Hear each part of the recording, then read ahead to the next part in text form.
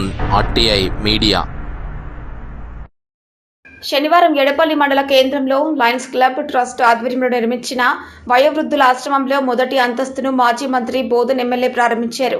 ఆయన మాట్లాడుతూ పేద ప్రజల అవసరాలను దృష్టిలో పెట్టుకుని లయన్స్ క్లబ్ ఆధ్వర్యంలో అందిస్తున్న సేవలు వెలకట్టలేనివని ఎమ్మెల్యే పొద్దుటూరు సుదర్శన్ రెడ్డి అన్నారు. మనిషి జీవితంలో ప్రతి ఒక్కరికి వృద్ధాప్య దశ తప్పదని, ప్రస్తుత పరిస్థితుల్లో పిల్లలు ఒకచోట తల్లిదండ్రులు మరొక చోట ఉండవలసి వస్తుందని, దీనికి పరిష్కారం వృద్ధాశ్రమం లేనని సుదర్శన్ రెడ్డి అన్నారు. ముందు చూపుతో ఆలోచించి లయన్స్ క్లబ్ ట్రస్ట్ ఆధ్వర్యంలో వృద్ధాశ్రమాలు నిర్మించడం అభినందనీయమని ఎమ్మెల్యే అన్నారు. తన వంతుగా వృద్ధాశ్రమ భవనానికి 10 లక్షల రూపాయలు ప్రకటించారు.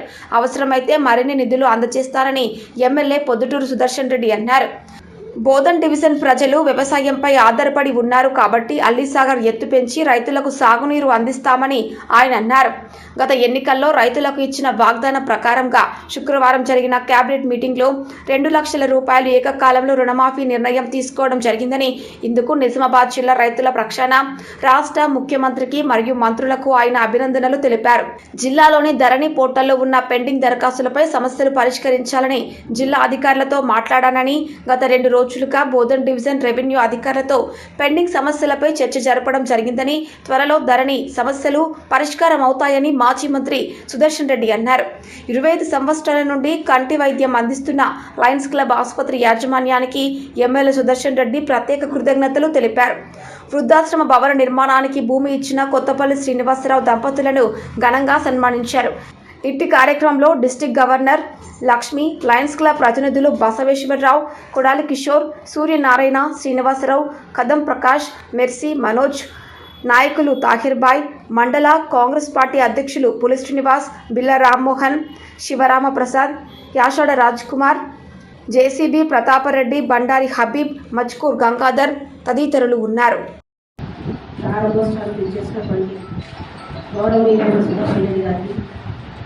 మరియు వేదికను అలంకరించిన పెద్దలు, వేదిక ముందున్న లయన్స్ సభ్యులు అందరికీ మాట్లాడే వ్యక్తులు దొరుకుతారు.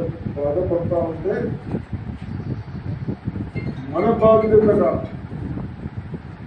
రేపు అందరం అక్కడికే పోయేవాళ్ళం. సరే, కొందరు వస్తుంది, కొందరు భగవంతుడు అన్నున్నా ఇవ్వచ్చు.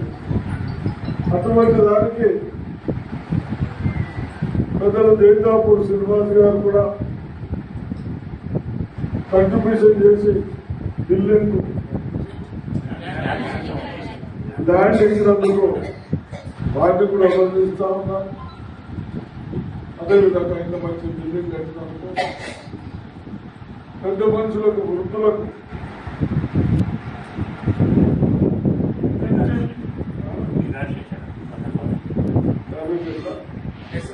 అకామిడేషన్ 50 మంది కావాల్సిన సౌకర్యాలు చేస్తూ కేవలం ఒక బెడ్రూమ్లో ఇద్దరికి పెట్టుకుంటాం. వాళ్ళకి కావాల్సినటువంటి చేస్తూ వస్తున్నారు. తప్పనిసరిగా అటువంటి వాళ్ళని మనమందరూ అభినందించవలసిందే.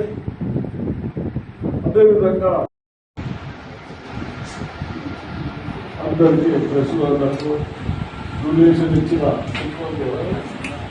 శ్రీనివాస్ గారికి అందరికీ నమస్కారం. ఏదైనా ఒక సేవాభావంతో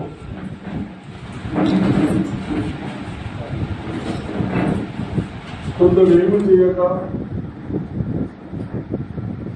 చేసిన వాళ్ళపైన ఏదో చిన్న చిన్న విమర్శలు చేసిన గత 25 సంవత్సరాల నుంచి కంటి చూపు లేకుంటే మనం ఏమున్నా ఆనందం అనుభవించలేదు. అటువంటి హాస్పిటల్ని మన బోర్డుని పట్టణంలో 35 years నుంచి చేస్తామని చెప్తా ఉన్నారు. అదేవిధంగా మనం చేసే సేవలకు అభినందిస్తూ మరి ఈరోజు మెంబర్స్ అందరూ కలిసి వాళ్ళతో కంట్రిబ్యూషన్ జాబులు చేసుకుంటూ కాల్తలను కూడా మనమందరం ఒకసారి ముసలివాళ్ళు అంటాం. కొందరు పిల్లలు పట్టించుకుంటారు, పట్టించుకొని చూస్తూ ఉన్నాం. ఎన్ని డబ్బులున్నా వాళ్ళ కనీసం